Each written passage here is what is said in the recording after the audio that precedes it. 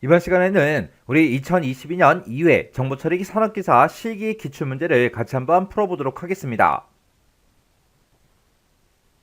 다음은 이제 관계 대수식을 해석을 해서 그걸 이제 SQL문으로 작성해라. 그렇게 이제 문제가 나왔습니다. 우리가 이제 SQL문을 작성할 때 맨 마지막에다가 우리가 세미콜론을 찍죠. 근데 그때 단 우리 SQL문의 마지막에 이제 세미콜론은 생략이 이제 가능하다. 그렇게 써져 있어요. 그래도 우리가 이제 SQL문을 정답으로 이제 쓰는 거니까 세미콜론까지 쓰는 게 원래는 이제 맞는 거죠. 자, 지금 여기 보니까 이제 관계 대수식이 지금처럼 이렇게 이제 나왔는데 지금 이곳에서 사용된 그 기호를 보면 지금 여기 보니까 이제 파이라는 그 기호가 이제 사용이 됐고요. 지금 이곳에 보니까 이제 시그마 기호가 이제 사용이 됐습니다. 자, 일단은 우리가 파이가 뭔지, 우리 시그마가 뭔지 그거부터 잠깐 이제 살펴보자고요. 자, 우리 파이라는 거는 우리 프로젝트 연산이다. 그렇게 이제 부르는데 이 프로젝트 연산은 우리가 제시된 그 속성값 내가 제시한 그 속성의 이제 그 값만을 추출을 해서 새로운 릴레이션을 이제 만들어주는 그런 연산을 보고 우리가 얘기하는 겁니다. 그러면 지금 요 파이 뒤에 보니까 F 네임이다. 우리 L 네임이다. 그리고 셀러리다. 이렇게 이제 세 개의 속성이 이렇게 이제 들어있죠. 그러면 요 세 개의 속성 값만 이제 추출을 해달라. 그거예요. 그리고 그 뒤에 보니까 이제 시그마가 이제 사용이 됐어요. 이 시그마 그 연산은 우리가 셀렉트 연산이다. 그렇게 이제 부르는데 이 셀렉트 연산은 우리 튜플들 중에서 내가 선택 조건에 이제 만족하는 그 튜플의 부분 집합을 이제 구해서 그걸 가지고 이제 새로운 릴레이션을 만들어주는 그런 이제 연산을 보고 우리가 우리 셀렉트 연산이다. 그렇게 이제 부르는 거예요. 그러면 지금 이곳에 보니까 우리 시그마 기호가 이렇게 붙어 있고요. 여기 보게 되면 이제 DNO라는 그 필드, 그 속성이 있대요. 그 속성의 값이 뭐랑 똑같은 거? 1005랑 똑같은 그 데이터들의 우리 F 네임이다, L 네임이다, 그리고 셀러리다. 요 세 가지 속성을 이제 추출해달라. 그거예요. 그때 맨 뒤에 보니까 이제 EMP 그렇게 써져 있는데 얘가 이제 우리 새로운 릴레이션 이름이요. 우리 테이블 명이 EMP다. 그렇게 이제 써져 있는 겁니다. 그러면 우리 EMP라는 이 테이블, 이 릴레이션에서 우리 이 조건에 만족하는 그 데이터들의 요 세 가지 속성 값을 이제 추출해달라. 그거예요. 그러면 우리가 이제 SQL문을 작성할 때 우리가 이제 셀렉트 구문으로 이제 작성을 해줄 수가 있죠.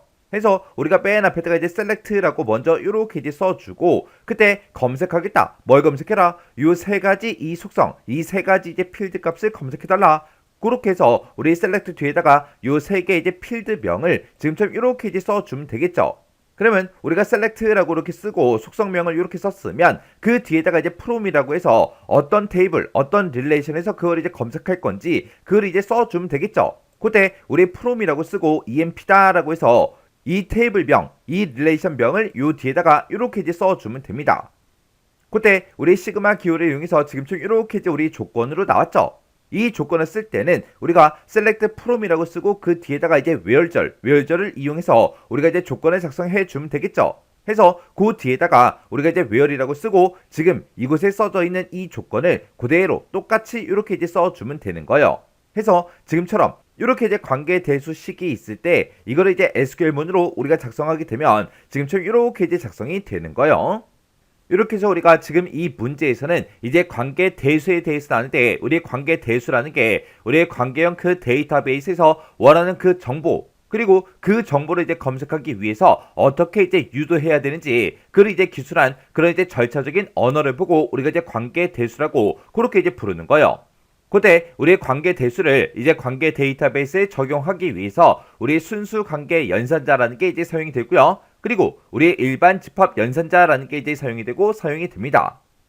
그러면 그거 좀 이제 잠깐 정리 좀 하자고요.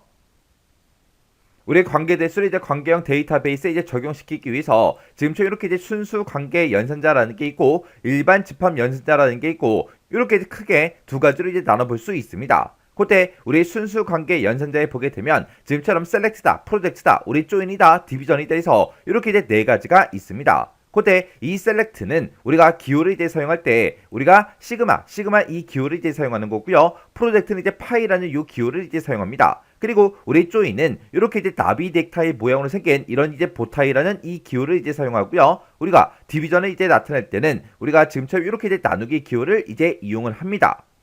그리고 우리 집합 연산자에 보게 되면 지금처럼 합집합이다, 교집합이다, 차집합이다, 교차곱이다 해서 이렇게 이제 네 가지 연산자가 있어요. 그때 이제 합집합은 지금처럼 이런 기호를 쓰고요. 교집합은 지금처럼 이런 기호를 써요. 그리고 차집합은 그냥 빼기 기호를 쓰는 거고, 교차곱은 이제 곱하기 기호를 사용을 합니다. 그러면 이런 이제 연산자들이 어떻게 이제 사용이 되는지 그 사용법 좀 잠깐 살펴보자고요.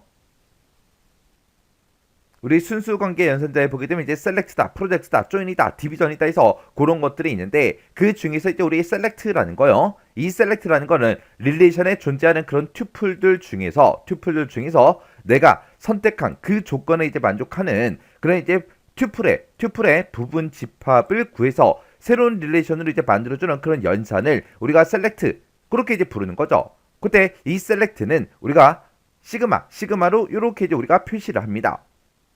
그때 예를 들어서 지금처럼 이렇게 이제 성적이라는 그 테이블, 그 릴레이션이 있다고 가정을 한번 해보자고요. 그때 내가 만약에 연산식을 지금처럼 이렇게 이제 표현을 했습니다. 지금 여기 보니까 우리 앞에 이제 시그마가 이렇게 이제 붙어 있고, 그 뒤에 맨 뒤에 이제 성적이다라고 해서 우리가 이제 릴레이션 명을 이렇게 이제 써주면 되죠. 그리고 그 사이에다가 이 부분에다가 우리가 이제 조건을 이제 작성해 주는 거예요. 그러면 성적 테이블이라는 그 곳에서 AVG라는 그 필드가 있다. AVG 필드가 지금 이곳에 있죠. 이 필드들 중에서 어떤 거 찾아라? 이 AVG의 그 값이 90 이상인 그 튜플들을 전부 다 추출해달라. 그거죠.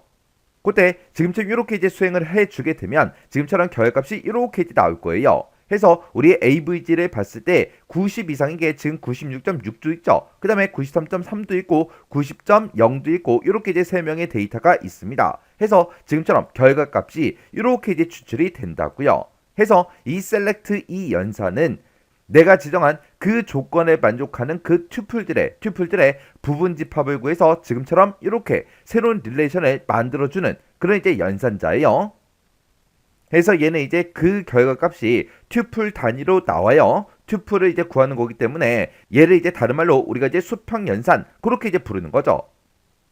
그리고 지금 우리가 요 사이에다가 이제 조건을 우리가 지정을 할 때 지금처럼 크거나 같다, 아니면 크다, 작다, 같다, 아니면 다르다, 그런 이제 여러 가지 이제 부등호, 그런 크기를 비교하는 그런 기호도 이제 우리가 사용할 수 있고요. 그리고 우리가 이제 AND다, OR다, NOT이다, 그런 이제 논리 연산도 우리가 할 수가 있습니다. 요런 게 이제 우리 셀렉트 연산이요. 그 다음에 이제 우리 프로젝트라는 이 연산이요. 이 프로젝트라는 거는 주어진 그 릴레이션에서 속성 리스트에 제시된 그 속성 값만 내가 이제 따로 이제 추출을 해서 새로운 릴레이션을 만들어주는 그런 이제 연산을 보고 우리가 프로젝트 연산이다, 그렇게 이제 부릅니다. 그때 내가 이제 결과값으로 보고자 하는 곳에 만약에 이제 결과값에 중복이 이제 발생하게 되면 그 중복된 그 내용은 전부 다 이제 제거가 돼요. 그때 이 프로젝트 연산은 우리가 이렇게 이제 파이를 이용해서 우리가 이제 나타내죠.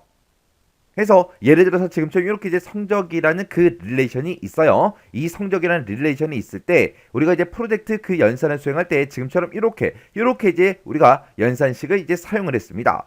그러면 얘가 우리 성적이라는 그 릴레이션이 있다. 그 성적이라는 그 릴레이션에서 우리 네임이라는 그 속성과 우리 AVG라는 그 속성이 있더라. 그 두 가지 속성을 이제 추출해달라. 그거예요. 그러면 여기서 네임이라는 게 지금 이곳에 쭉쭉쭉 이렇게 이제 값들이 들어있고, 그리고 우리 AVG라는 그 필드, 그 속성이 지금 이곳에 있죠. 해서 이 두 개가 이제 결값으로 지금처럼 이렇게 이제 추출이 된다고요. 해서 얘는 이 프로젝트 연산은 결값을 이제 추출할 때 그 속성 단위로 이제 추출을 해줘요. 해서 얘를 이제 다른 말로 우리가 이제 수직 연산자, 그렇게 이제 부르는 거죠. 해서 우리 파이가 우리 프로젝트 연산이요. 그 다음에 이제 우리 조인이라는 거요. 이 조인이라는 거는 공통 속성이라는 걸 그걸 이제 중심으로 해서 두 개 그 릴레이션을 하나로 이제 합쳐서 새로운 그 릴레이션을 만들어주는 그런 연산을 우리가 이제 조인 연산이다, 그렇게 이제 부르는 거예요. 그때 이 조인 연산은 우리가 기호를 쓸 때 보타이라는 요 기호, 나비 넥타이 모양의 이 보타이라는 이 기호를 이용해서 우리가 이제 나타냅니다. 해서 예를 들어서 지금처럼 이렇게 이제 성적이라는 그 릴레이션이 있고요. 그리고 학적부라는 그 릴레이션이 지금처럼 이렇게 이제 있다고 그렇게 이제 가정을 해보자고요. 그때 우리가 지금 조인 연산식을 지금처럼 이렇게 이제 작성을 했어요. 그때 지금처럼 이렇게 이제 성적이라는 그 릴레이션이 있고 학적부라는 그 릴레이션이 있는데 그 성적과 이제 학적부의 어떤 속성이요? 우리 NO, 넘버라는 그 속성이요. 그 속성이 이제 똑같은 것들끼리 서로 이제 조인해달라. 그거죠. 이렇게 해서 우리가 조인을 시키게 되면 지금처럼 결과값이 이렇게 이제 나옵니다. 해서 우리 성적 릴레이션에 들어있던 요 세 가지가 지금처럼 이렇게 이제 우리 결과값으로 이제 나올 거고요. 그리고 학적부라는 그 릴레이션에 들어있던 그 속성들이 지금처럼 이렇게 이제 나올 거예요. 그때 뭐를 기준으로 우리 NO라는 그 필드를 기준으로 해서 얘랑 이제 똑같은 거 얘랑 지금 똑같죠? 얘랑 이제 똑같고요. 그 다음에 요것도 이제 똑같죠? 요것도 이제 똑같죠? 그렇게 이 NO라는 그 속성의 값이 똑같은 것들끼리 그렇게 이제 조인해 달라. 그거예요. 그렇게 해서 지금처럼 결과값이 이렇게 이제 나옵니다. 그때 일반적으로 그냥 우리가 조인을 지금처럼 이렇게 이제 작성도 할 수가 있어요. 이렇게 이제 작성하게 되면 지금처럼 이 성적에도 학적부에도 전부 다 이제 NO라는 그 속성이 있죠. 이 속성이 이제 결과값에도 지금처럼 이렇게 이제 두 개가 똑같이 이제 나온다고요. 근데 이곳에 들어있는 그 NO나 그리고 이곳에 들어있는 그 값이나 어차피 다 똑같잖아요. 똑같은 데이터를 우리가 이제 두 번 그렇게 이제 표시할 필요가 없겠죠. 해서 그때 이제 우리가 내추럴 조인이라는 걸 이제 쓰면 돼요. 내추럴 조인을 이제 쓸 때는 지금처럼 이렇게 이제 써주면 됩니다. 해서 우리가 이제 성적이라는 그 릴레이션이 있고 학적부라는 그 릴레이션이 있더라. 그 두 개의 릴레이션을 뭐 해달라? 우리 조인해달라. 그때 이제 어떤 속성을 기준으로 우리 NO라는 그 속성을 기준으로 해서 서로 이제 조인해달라. 그렇게 해서 우리가 써준 겁니다.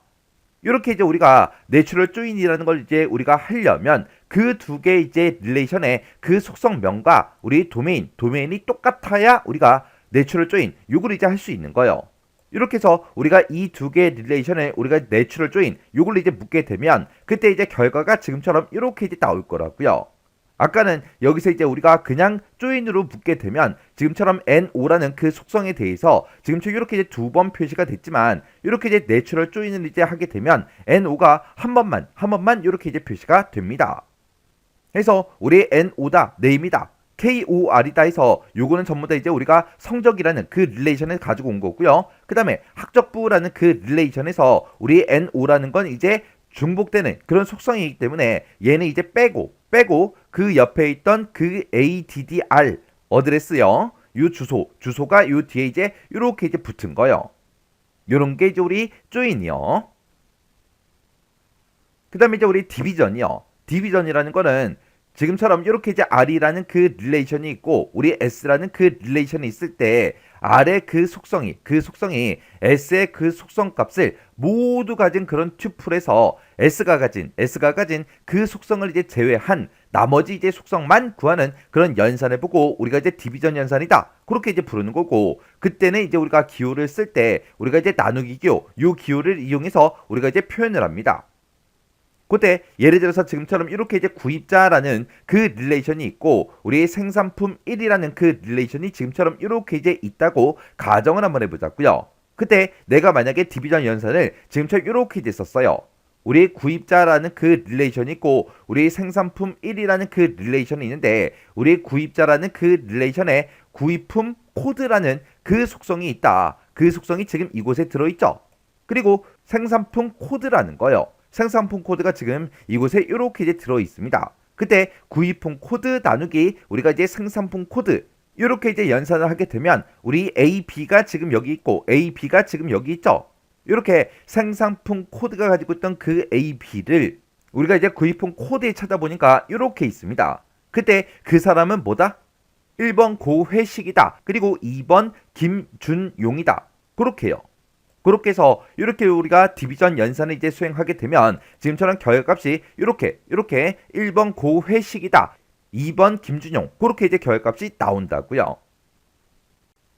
그 다음에 이제 우리 일반 집합 연산자에 보게 되면 지금처럼 합집합, 유니온이다 이런 것도 있고요. 그 다음에 이제 우리 교집합, 인터섹션이라는 것도 있고 그 다음에 차집합, 우리 디퍼런스라는 것도 있고요. 그 다음에 이제 교차곱, 카테시언 프로덕트라는 것도 있고 이렇게 있습니다. 그때 이제 우리가 합집합을 나타낼 때 그때 우리가 기호를 이렇게 이제 쓰죠. 그리고 교집합은 이런 이제 기호를 쓰고요. 그 다음에 차집합은 그냥 빼기를 쓰는 거고, 그 다음에 이제 교차곱은 이렇게 이제 곱하기 기호를 이제 사용을 합니다. 그때 우리의 합집합이라는 거는 두 릴레이션에 존재하는 그 튜플들의 합집합을 구해주는 그런 이제 연산을 수행하는데, 그때 이 합집합 같은 경우에는 만약에 이제 결과로 이제 나온 그 릴레이션에서 중복되는 만약에 튜플이 있다. 그러면 지가 알아서 중복되는 것들은 싹 다 이제 제거를 해줍니다. 그 다음에 교집합은 두 릴레이션에 존재하는 그런 튜플들의 이제 교집합을 구하는 그 연산이고요. 차집합은 두 릴레이션에 존재하는 그 튜플들의 차집합을 이제 구해주는 그런 연산이고, 그 다음에 우리 교차곱은 두 릴레이션에서 튜플들의 이제 순서쌍을 구하는 그 연산입니다. 그러면 요걸 이제 예를 통해서 같이 한번 잠깐 보자고요. 자, 예를 들어서 지금처럼 이렇게 이제 사원 릴레이션이 있고요. 그리고 우리 직원 릴레이션이 만약에 이렇게 이제 있다고 가정을 해보자고요. 그때 만약에 이제 내가 합집합을 하겠다라고 해서 지금처럼 이렇게 이제 이름이라는 그 속성을 기준으로 해서 두 릴레이션을 합집합을 이제 구해달라 그렇게 했습니다. 그러면 이 사원 릴레이션에는 우리의 고회식이다 그리고 김준용이다 그렇게 이제 두 명의 이름이 들어있고, 직원 이 릴레이션에 보게 되면 김준용이다 우리 윤정희다 해서 이렇게 이제 두 명의 이름이 들어있죠. 그때 이제 합집합을 구해달라라고 하게 되면 요 네 개의 이름이 전부 다 이제 나와야 되는데, 그때 김준용이라는 이 사람의 이름은 이제 중복되는 그 데이터예요. 해서 이렇게 이제 중복되는 그런 튜플들이 있을 때는 그 튜플을 이제 제거하고 지금처럼 이렇게 이름 3개만 이렇게 이제 우리 출력을 이제 해주겠죠. 그 다음에 만약에 지금처럼 이렇게 이제 교집합을 할 거예요. 그래서 요 사원 릴레이션과 우리 직원 릴레이션이 있을 때 그때 이름이라는 그 속성을 기준으로 해서 우리 교집합을 해달라 그겁니다. 그러면 교집합이다 그러면 그때 이제 공통적으로 이제 가지고 있는 게 요 김준용이라는 이 사람의 이름을 공통적으로 그렇게 이제 가지고 있죠. 해서 결과값으로 지금처럼 이렇게 이제 나올 거예요. 그 다음에 우리가 이제 차집합을 할 거예요. 그때도 사원 릴레이션 빼기 우리 직원 릴레이션이요. 그러면 이 사원 릴레이션과 우리 직원 릴레이션의 이름을 서로 이제 비교했을 때 김준용이라는 이름이 이제 공통적으로 그렇게 들어가 있죠. 그러면 요 공통된 그 이름 빼고 나머지 거 고회식이다 해서 요 사람의 이름만 이렇게 이제 출력이 될 겁니다. 그 다음에 우리가 이 두 릴레이션을 이용해서 이제 교차곱을 할 거예요. 교차곱을 할 때 지금처럼 요 사람의 이름 고회식이다 김준용이다 그렇게 이제 들어있고, 김준용이다 윤정희다 그렇게 이제 들어있죠. 그러면 그때 이제 결과가 지금처럼 이렇게 나올 거예요. 우리 사원 테이블을 봤을 때 고회식이다 이렇게 있었죠. 그리고 우리 김준용이라는 그 사람의 이름도 있었습니다. 그때 우리 직원이라는 그 테이블에 보게 되면 김준용이다 윤정이다 이렇게 이제 두 명이 있으니까 고해식이라는 그 데이터에도 김준용 윤정이 이렇게 이제 붙은 거고, 김준용의 그 데이터에도 김준용이다 윤정이다 그렇게 이제 붙은 거예요. 그래서 지금처럼 이렇게 이제 우리 관계 대수에서 우리 사용하는 그런 연산자에 보게 되면 우리 순수 관계 연산자라는 것도 있고, 그 다음에 일반 집합 연산자라는 것도 있고, 크게 보게 되면 이렇게 이제 두 가지가 있는 거죠. 요런 이제 각각의 연산자들이 어떤 역할을 하는지, 그리고 그때 이제 표현할 때 어떤 이제 기호로 이제 표현이 되는지, 그런 것들 여러분들이 정확하게 알고 계셔야 돼요.